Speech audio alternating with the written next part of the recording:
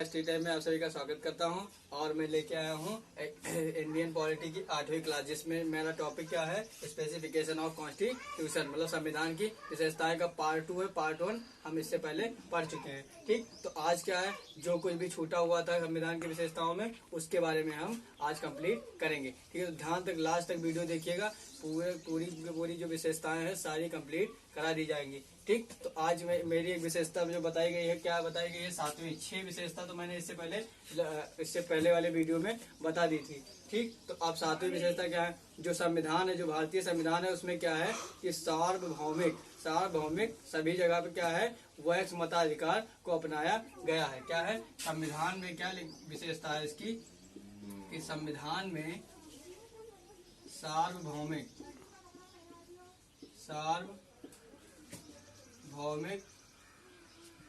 वयस्क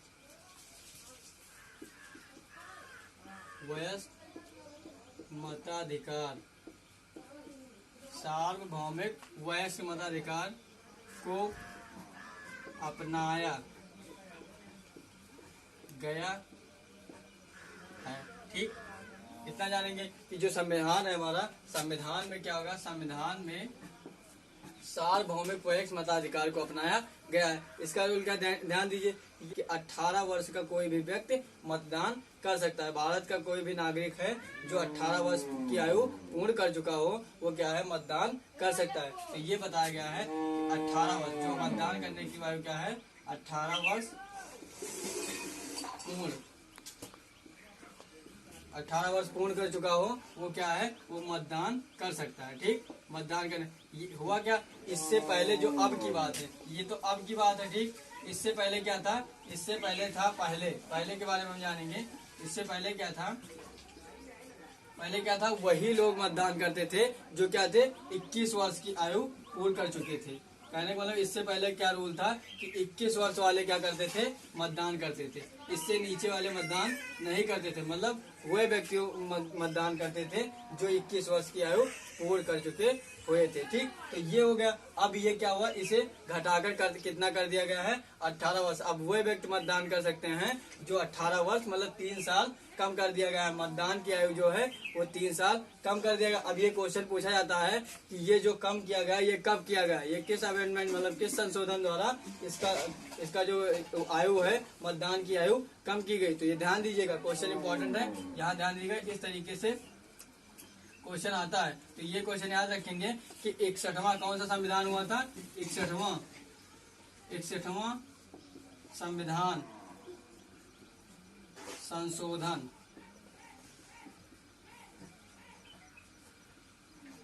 संशोधन 1989 में, क्या है, 1989 द्वारा, कहना 61वां संविधान संशोधन 1989 द्वारा। ठीक, क्या किया गया, जो मतदान की आयु थी, मतदान की जो आयु थी, क्या हुआ, 21 वर्ष से घटाकर 21 वर्ष से घटाकर क्या कर दी गई, 21 वर्ष से घटाकर 18 वर्ष कर दी गई। ठीक, समझ में आया। क्वेश्चन जो आता है, इस तरीके पूछा जाता है कि कब, किस संविधान संशोधन द्वारा और कब क्या किया गया, मतदान की जो आयु थी वो क्या कर दी, 21 वर्ष से घटाकर 18 वर्ष कर दी गई थी। तो हमारा क्वेश्चन आंसर इसका क्या होगा, 61वां संविधान संशोधन 1989 द्वारा क्या हुआ, मतदान की जो आयु थी वो 21 वर्ष से घटाकर 18 वर्ष कर दी गई थी। ठीक, तो ये हमारा एक संविधान की एक बहुत महत्वपूर्ण विशेषता है। ठीक, हम अगली एक नई विशेषता जानेंगे। अगली बहुत महत्वपूर्ण विशेषता है, क्या है, अगली एक संविधान की महत्वपूर्ण विशेषता, उसके बारे में जानेंगे। एकदम समझिए, एकदम इजी लगेगा आपको, ध्यान पूर्वक पढ़ते रहिएगा, लास्ट तक देखिएगा, सारा टॉपिक आपका क्लियर होगा। ठीक, तो हमारी जो 8वीं एक नंबर डाल रहे हैं, तो इस प्रकार से क्या हुआ, 8वीं विशेषता क्या है, जो क्या है, संविधान क्या है, जो हमारा संविधान है उसके बारे में जानेंगे। जो हमारा संविधान है वो क्या है, अंशतः कठोर और अंशतः लचीला, मतलब थोड़ा क्या है, लचीला और थोड़ा कठोर। मतलब ये देखिए, क्या संविधान क्या है, अंशतः, हमारा संविधान है अंशतः कठोर और अंशतः लचीला। ठीक, हमारा संविधान जो है वो अंशतः कठोर और अंशतः लचीला है। ठीक, ये कैसे समझेंगे समझिए कि जो हमारे यहाँ का विधेयक है यानी कि बिल जो हमारा पास होता है, पारित होता है, तो वो क्या होता है, वो दो तरीके से भी पारित किया जाता है। एक तो होता है साधारण बहुमत और एक होता है विशेष बहुमत। ठीक, तो ये क्या होता है हम समझ लेंगे। जो विधेयक होता है हमारे यहाँ क्या होता है, संविधान में विधेयक पारित किया जाता है यानी विधेयक पास किया जाता है। विधेयक यानी कि बिल। ठीक, अगर विधेयक की बात करेंगे, जो बिल है उसे अगर पास किया जाएगा तो उसे किस तरीके से भी पास किया जाता है। एक तो होता है साधारण बहुमत। साधारण बहुमत क्या होती है, एक होती है साधारण बहुमत, ध्यान दीजिएगा, एक होती है साधारण बहुमत। ठीक, और दूसरी क्या होती है, विशेष बहुमत। विशेष बहुमत अब जानेंगे साधारण बहुमत क्या होती है और विशेष बहुमत क्या होती है। यह ध्यान रखिए कि सभा में या सदन में कितने भी व्यक्ति हों, कुल का 50% से एक अधिक, कुल सदस्यों का 50% से एक अधिक अगर लोगों से क्या हो बिल या विधेयक पारित किया जाए तो उसे क्या कहते हैं, साधारण बहुमत कहते हैं। जैसे समझिए 50% साधारण बहुमत होते हैं 50% कुल का क्या हो 50% और +1, ये क्या होता है हमारा साधारण कुल सदस्यों का। इसमें लिख सकते हैं कुल सदस्य। कुल सदस्य जो कुल सदस्य होते हैं, कुल मेंबर होते हैं, टोटल मेंबर, उनका 50% से एक अधिक लोगों से, सदस्यों से अगर वो विधेयक या बिल पारित हो तो क्या होता है, वो साधारण बहुमत से पारित होता है, ऐसा कहा जाता है। ठीक, तो ये देखिए आप क्या होता है, एग्जाम्पल में दे रहा हूँ। जैसे मान लीजिए हमें देना हो, मान लीजिए 100 सदस्य हैं।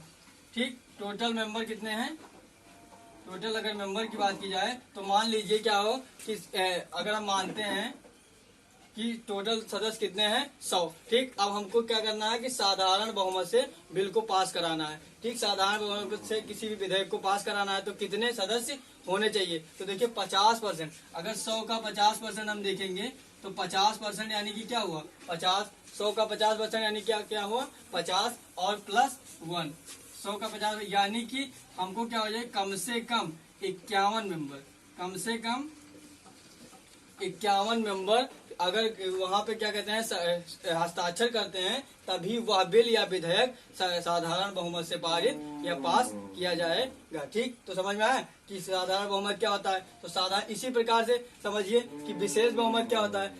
विशेष बहुमत क्या होता है, जो कुल सदस्य होते हैं, कहने का मतलब कुल मेंबर। अगर हम टोटल मेंबर की बात करेंगे, विशेष बहुमत में ध्यान दीजिए क्या होता है, टोटल मेंबर है, टोटल मेंबर देखिए क्या है, टोटल मेंबर का क्या हो 2/3 सदस्य, कहने में कुल मेंबर का क्या हो 2/3 मेंबर, कुल का क्या हो 2/3 मेंबर हो।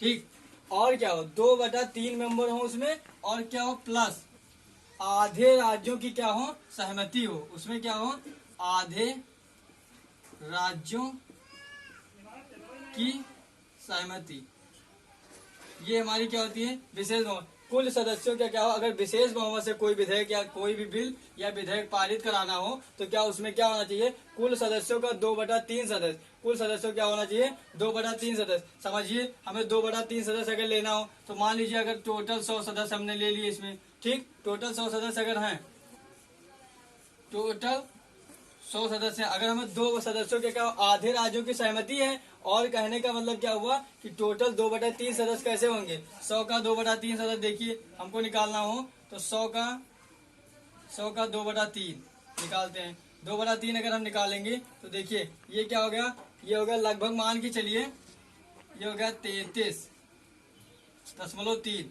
ये मान के चलिए क्या होगा लगभग मतलब 77, एक जगह से मान के चलिए कि 77 मेंबर, लगभग 77 मेंबर का होना अनिवार्य है। मतलब इन लोगों से ही वो साधारण विशेष बहुमत से बिल पारित कराया जा सकता है, क्योंकि टोटल सदस्य जो क्या होंगे वो 2/3 सदस्य क्या होंगे उससे पारित किया जाएगा। जो कुल मेंबर हैं उनके 2/3 सदस्य से ही विशेष बहुमत या बिल को पारित किया जाता है। तो विशेष बहुमत क्या होती है और साधारण बहुमत क्या होती है, ये हमारा क्लियर हुआ। ठीक, तो हम आगे जानेंगे। चलिए हम अगली विशेषता, एक महत्वपूर्ण विशेषता है उसके लास्ट, ये अगली और लास्ट विशेषता बताऊंगा। ठीक, तो ये क्या होगा लास्ट विशेषता क्या है हमारी, समझिए क्या होगी 9 नंबर की बात करेंगे। अभी 8 नंबर में बात करते हैं तो 9 नंबर बात करते हैं। ठीक, क्या होगी जो हमारी संविधान है, जो हमारे संविधान में क्या है कि स्वतंत्र और निष्पक्ष न्यायपालिका, जो हमारी न्यायपालिका है स्वतंत्र और निष्पक्ष न्यायपालिका है। ठीक, तो ये ध्यान दीजिएगा स्वतंत्र और निष्पक्ष न्यायपालिका क्या संविधान में मैं बता रहा हूँ कि संविधान में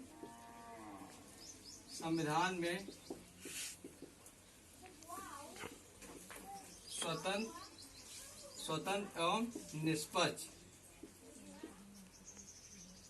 और निष्पक्ष न्यायपालिका है। ठीक, जो हमारा संविधान है उसमें क्या है, स्वतंत्र और निष्पक्ष न्यायपालिका है। ठीक, तो ये ध्यान दीजिएगा। अब इसमें हम क्या समझाएंगे, स्वतंत्र और निष्पक्ष न्यायपालिका में समझिए। तो जो हमारी न्यायपालिका है, हमारे देश में जो न्यायपालिका है वो क्या है, पिरामिड के आकार का है। पिरामिड आपने लोगों ने देखा होगा इस तरीके से होता है। ठीक, पिरामिड जो होता है वो लगभग इस तरीके से होता है। तो पिरामिड के आकार की जो है वो हम बताएंगे कैसे है न्यायपालिका। देखिए, जैसे हम बनाते हैं पिरामिड, देखिए अब इस तरीके से हम बना रहे हैं। मान के चलिए ये हो गया हमारा सिविल कोड, ये सिविल कोड हो गया। इस तरीके से हम बना रहे हैं और बनाएंगे सिविल कोड, और बना सकते हैं सिविल कोड। देखिए पिरामिड के आकार की कैसी है।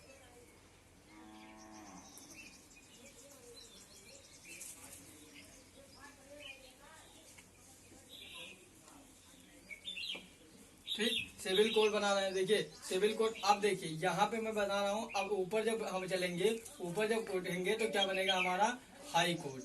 ठीक, हाई कोर्ट। ठीक, ये सब क्या होते हैं, हाई कोर्ट। इसी तरीके से जो हमारी यहाँ की न्यायपालिका है वो ऐसे ही बनी है, हाई कोर्ट। ठीक,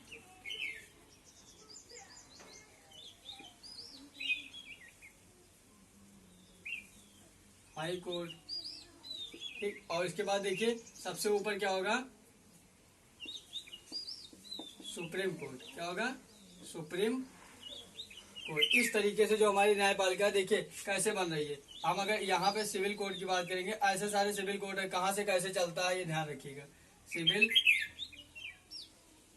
कोड। अब देखिए ये जो बन रहा है इस तरीके से, देखिए कि ये एक पिरामिड के आकार का ही तो बन रहा है। ये देखिए ये जो ऐसे बने हैं, ये क्या होगा कि इस तरीके से बनते जा रहे हैं। ये जो बने हैं पिरामिड, क्या मतलब जो सिविल कोर्ट है ये धीरे धीरे क्या होता है, उससे ऊपर की जो न्यायालय होगा उसके ऊपर जाएगा तो हाई कोर्ट में पहुंचेगा। उसके बाद सभी हाई कोर्टों का जो केस होगा वो कहाँ जाएगा, सुप्रीम कोर्ट में पहुंचेगा। तो इस तरीके से क्या होगा, जो भी कोर्ट है सिविल कोर्ट हो वो उठ के जाते हैं हाई कोर्ट में। हाई कोर्ट से क्या होते हैं, सभी हाई कोर्ट के जो केस होते हैं वो कहाँ जाते हैं, सुप्रीम कोर्ट में। तो इस तरीके से जो हमारे यहाँ के संविधान में स्वतंत्र एवं निष्पक्ष न्यायपालिका क्या होती है, ये पिरामिड के आकार की। अगर बोलेंगे तो इसे क्या कहेंगे, ये क्या होती है, पिरामिड।